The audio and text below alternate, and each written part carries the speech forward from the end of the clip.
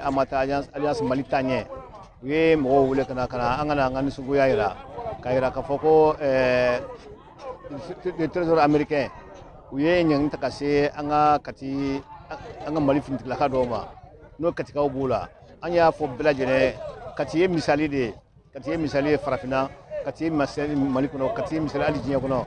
Do ama fo belajene ni ngala katika la fa fe. Okolo katika kilena okolo kikisira katika belajene ma. Donc ni ya damle de folode kayra ka foko umanga fenga se katika oma na tinan ga fe an sey fe fe ne amul ka anjo pour ko sika ke katika te sanction 11 ne ka foko ama mawla anyo de fo wan ya damle de na kala ni amata organiser akla organisation de wore bna ketkuni autorité besi mna dola pour kayra ka foko mo mu sanctionner flene mo manga sanctionner an transition ko na transition mo manga sanctionner amble na la tanya amul la yuta amkla kana do de glant ko munin tekle avec meeting sao avec assemblée générale avec marché amana ka fe na la sona ma amon autorité amon glan ka fu katika angan teken ngoma katika kele ni magala kusila ko ngi mara katika bela jirena amata ya ngania amata ya nyini ka fo ale kelentise ale kelente ni nye jamana ko de ye nga aminu sigiyoro bena katima ananyo soroya anga kuma jiya mogo ka don ka fo femi taraka nunu sege ala ye ambe da ka togo de dana sino ambe na fo pichomi ni ko Sadio Camara ambe ban ko fle parce que ni ko ina ambe Sadio Camara ni ko ina ni ko Aliou Jara ambe ban ko fle sabla ambe Jara ni ko ina ni ko Bagayogo malien be Bagayogo di ante ñogon bla bi ante ñogon bla sini on a sur la américain fait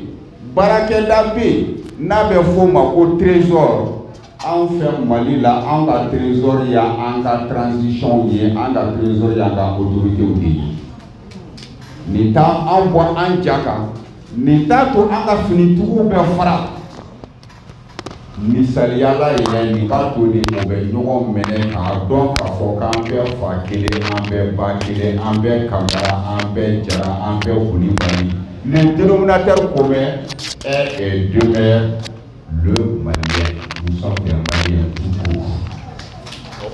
Jamana ñemego ye principe mun dicté no ye ka fo Mali be ni mo mun kan ka barake jamana kono ka o choix ke a yɛrɛ mo ka sɔrɔ mɔgɔ min da don a la ni mɔgɔ min ka d'a ye ani min ka baara kɛ bɛɛ k'o bonya o de mun kɔnɔna na Mali ni Russie bɛ ka baara kɛ bi o baara minnu kɛra n'o lawaleyala an ka sɔrɔdasi ɲɛmɔgɔw fɛ n'o ye colonel Sadio Camara ani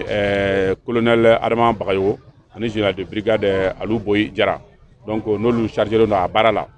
olu bɛ baara min kɛ o baara ye jamana ɲɛmɔgɔ ka baara de o parce que jamana ɲɛmɔgɔ ale le chef suprême des armées n'i y'a ye magamako la o bɛ fɛn dɔ de yira o b'a yira k'a fɔ o bɛ fɛ ka an ka ɲɛmɔgɔ ninnu fara k'u bɔ ɲɔgɔn na bon an ka laɲini ye min ye ka welewelekan kɛ ka ɲɛsin u ma u bɛ se ka fara ɲɔgɔn kan cogo min na Mali bɛ se ka bɔ ɲɔgɔn cogo min na o de la an nana ka na a condamner avec la dernière énergie sanction min taara contre nos autorités que an bolo sanction illégale don an bolo sanction injuste don an bolo sanction ciblée de don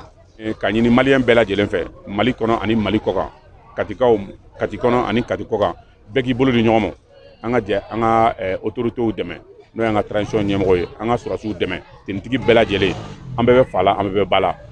bi n'i y'a la kɔlɔsi nin ye nisɔndiya de ye an bɛɛ lajɛlen bolo tan maliyɛnw ka bɔ u ka tenitigiw dɛmɛ o nisɔndiya de i t'a yɔrɔ caman na mais bi Mali la yan maliyɛn bɛɛ kelen don cɛ kelen denw de pour que k'a ka tenitigiw dɛmɛ k'u bɔ jugu bolo bi u bɛ baara min na bi u bɛ k'anw de kisi su ani tile donc nous sommes tous satisfaits par rapport à ces résultats là.